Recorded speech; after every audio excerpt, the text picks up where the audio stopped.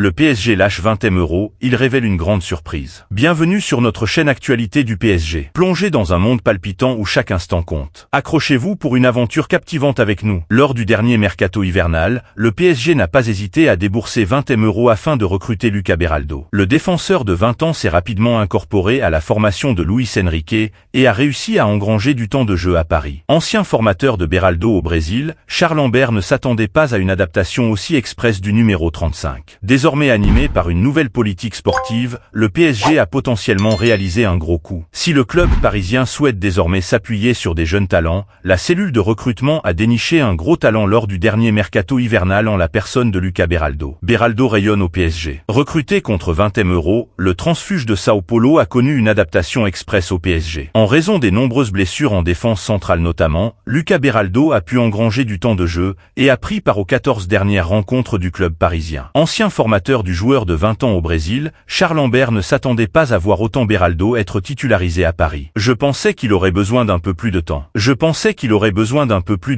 A ainsi confié le Français, ancien entraîneur adjoint de Sao Paulo, auprès de RMC. Les joueurs brésiliens ont toujours un temps d'adaptation quand ils arrivent en Europe. Chez nous, il s'est affirmé, ne se laissait pas marcher dessus, il s'imposait autant sur le terrain que dans le vestiaire pour prendre la parole même s'il y avait d'autres cadres. Luis Enrique a tranché pour Mbappé, il valide. Au cours du mois de février, Kylian Mbappé a acté son départ du PSG en fin de saison. Et depuis, le numéro 7 n'est plus indiscutable aux yeux de Luis Enrique, du moins en Ligue 1. Une gestion de la star parisienne qui a fait jaser, mais que comprend néanmoins Arnaud Nordin. Le 13 février dernier, Kylian Mbappé rendait son verdict. Au cours d'une réunion avec le président du PSG Nasser Al-Khelaifi, l'attaquant de 25 ans affirmait qu'il quitterait le club parisien à l'issue de son contrat en juin prochain. Si tout indique que le Français va s'engager avec le Real Madrid, Kylian Mbappé a vu sa situation au PSG se modifier. La situation de Mbappé a évolué avec Luis Enrique. En effet, le Bondinois n'est clairement plus intouchable à Paris, notamment au niveau du 11 de départ que Luis Enrique décide d'aligner lors des rencontres de championnat. Les deux hommes se sont expliqués, et le technicien espagnol s'est montré clair avec Kylian Mbappé. Son départ étant désormais entériné, Luis Enrique souhaite préparer l'après Mbappé en laissant son meilleur joueur sur le banc en Ligue 1, compétition dans laquelle le PSG possède une belle avance sur son dauphin. La situation n'est simple ni pour Luis Enrique, ni pour le club, ni pour le joueur. Et si à en croire plusieurs médias, Luis Enrique devrait une nouvelle fois laisser sa star sur le banc face à Montpellier ce dimanche soir, 20h45. L'ailier du club héroltais Arnaud Nordin s'est exprimé sur cette gestion de Kylian Mbappé. D'un côté, Kylian a forcément envie de jouer tous les matchs, d'aller au bout de ses objectifs avec le PSG. De l'autre, il faut aussi comprendre le point de vue du coach parisien. Avec de l'avance du PSG en Ligue 1, il lui est possible de préparer la saison prochaine. La situation n'est simple ni pour Luis Enrique, ni pour le club, ni pour le joueur, à lâcher l'ami d'enfance de Mbappé auprès du Parisien. La Ligue 1 se lâche sur le boss du PSG. Présent au PSG depuis 2011, Nasser Al-Khelaifi s'est frayé une place dans le monde du football, et surtout dans le paysage du football français. Le dirigeant qatari s'est forgé une réputation solide et est parvenu à devenir un acteur majeur de la Ligue 1. Président de Montpellier, Laurent Nicolin a tenu à lui rendre hommage. Ce dimanche, le PSG a l'occasion de se rapprocher d'un nouveau titre de champion de France. Pour cela, les hommes de Luis Enrique devront venir à bout de Laurent Nicolin, qui tient demain de mettre cette équipe depuis plusieurs années. Nicolin évoque sa relation avec le président du PSG. Lors d'un entretien accordé au journal du dimanche, le président de Montpellier a profité de ce duel pour s'exprimer sur sa relation. Nasser Al-Khelaifi, président du PSG, est devenu au fil des années l'un des acteurs majeurs du football français, mais aussi européen. Nasser est quelqu'un de respectueux.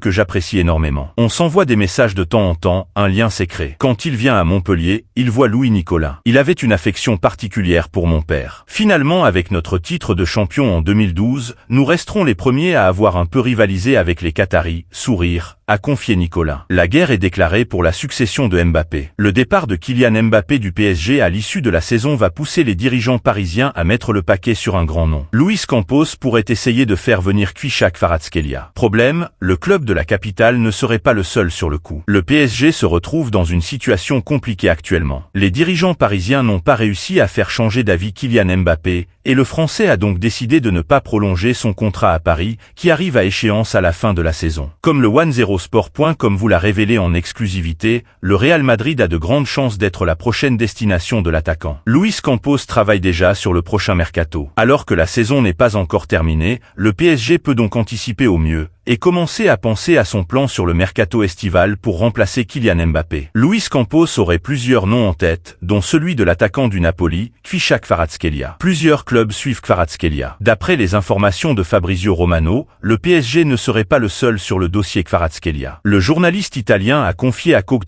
que le FC Barcelone suivrait aussi avec attention le Géorgien. Il y a de l'intérêt de la part de nombreux clubs, Barcelone, des clubs anglais et d'autres, mais rien n'est concret pour l'instant. Le PSG va donc devoir se montrer persuasif. Mbappé reçoit un avertissement très clair. Le Real Madrid a dû faire sans Jude Bellingham ce samedi après-midi face à Osasuna. Le milieu de terrain anglais avait écopé d'un carton rouge lors de la rencontre face au FC Valence après avoir protesté contre une décision arbitrale. Une décision qui ne passe auprès de Fred Hermel. Selon le journaliste, Kylian Mbappé, attendu en Espagne, pourrait subir le même traitement. Appréciez-vous nos infos? Montrez votre soutien en laissant un like pour booster la chaîne vers de nouveaux sommets. C'est un putain de but. Jude Bellingham avait perdu ses nerfs lors de la rencontre face au FC Valence le 2 mars dernier, 2-2. Alors qu'il pensait offrir la victoire à son équipe dans le temps additionnel, le joueur du Real Madrid avait été surpris d'apprendre que l'arbitre avait sifflé la fin du match juste avant que le ballon ne franchisse la ligne. Furieux, il avait laissé éclater sa colère et écopé d'un carton rouge, synonyme de 2 matchs de suspension. Hermel pousse un coup de gueule. Absent face à Osasuna ce samedi, Bellingham a reçu le soutien de Fred Hermel. Dans sa chronique pour A, le journaliste français a pointé du doigt l'attitude des instances. Le club méringué a été victime d'une terrible injustice. Bellingham est la seule grande star qui reste dans notre championnat et il semble qu'il s'en prenne à lui, tout comme Ancelotti l'a laissé tomber. L'indice UEFA de l'Espagne est au plus bas, mais le pays continue de se jeter des pierres sur le toit. C'est quelque chose d'étonnant, a lâché Hermel. Cher Kylian Mbappé, le journaliste craint que Kylian Mbappé, attendu au Real Madrid la saison prochaine, subisse le même préjudice. Cher Kylian Mbappé, je sais que, grâce à Dieu, cela ne vous fera pas changer d'avis et que vous porterez le maillot madrilène quoi qu'il arrive. Mais regardez ce qui vous attend la saison prochaine, a confié le journaliste,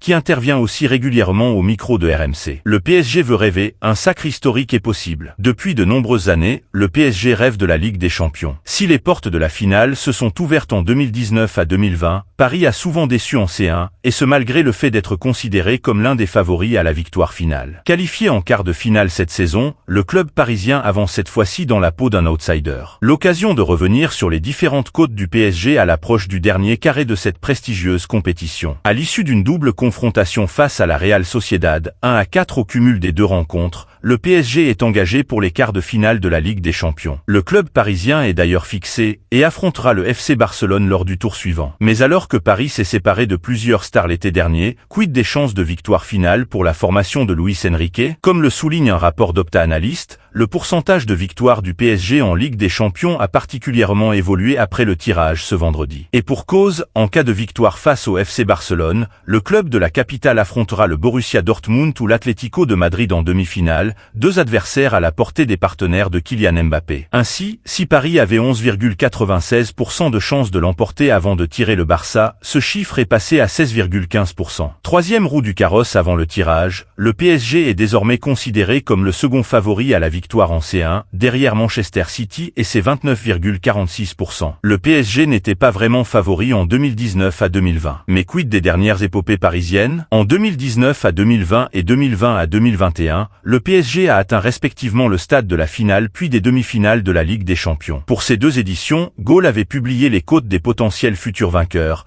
qui seront finalement le Bayern Munich et Chelsea. En 2019 à 2020, Goal avait ainsi défini les cotes des quarts de finale dans une édition qui s'était tenue à Lisbonne, à l'occasion du Final 8. Manchester City, qui sera éliminé à la surprise générale par l'OL en quart de finale, était ainsi considéré comme le favori, 4,33, tout comme le Bayern Munich, 4,33. Le PSG, finaliste face au club bavarois suivait 6, accompagné du FC Barcelone, 9, et de l'Atlético de Madrid, 9. Enfin, l'Atalanta, 10, le RB Leipzig, 15, et surtout l'OL, 101, venait compléter le classement. Le PSG derrière Manchester City la saison suivante. En 2020 à 2021, saison où le PSG échouera en demi-finale face à Manchester City, Goal avait publié les cotes de victoire finale à partir du dernier carré.